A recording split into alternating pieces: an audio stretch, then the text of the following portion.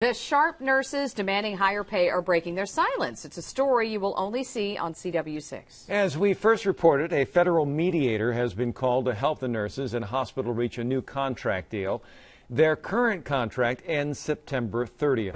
Amy DuPont is live outside of Sharp Mary Birch, where earlier this morning a group of nurses spoke exclusively to CW6. Amy. Well, good morning. At issue here is recruitment and retention. Of course, those things are both very much tied to pay.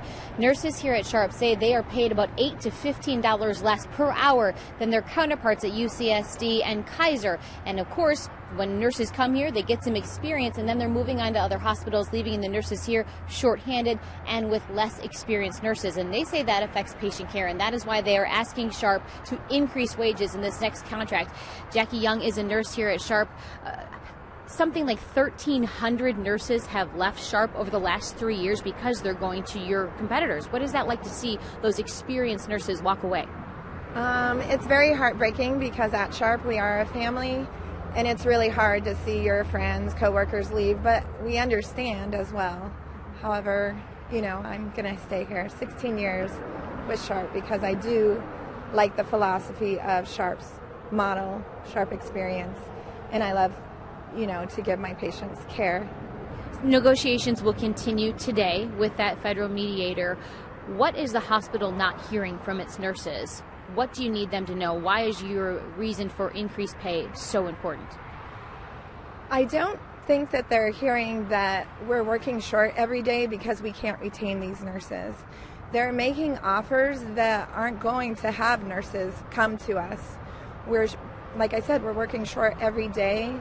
And to get these nurses into us and to get the nurses to stay, they really need to make us more market comparable. So many of us were holding on to this contract. And I can tell you, I became vice president just this past year, and the hopes was to put in a fight so I can stay at the place I call my home. I love Sharp. I love my family. I love my coworkers. We're great. But like I said, we're working short every day, and it's really become a patient safety issue. Now, there are a number of you here this morning with us, and you've all said you want to stay at Sharp. But what happens if September 30th comes and there's still no deal? What do you do then? We're going to continue to bargain. We're going to hope that Sharp starts listening and understands that we are your nurses. We're not the union. We are a union, but we are the nurses speaking for each other and for our patients.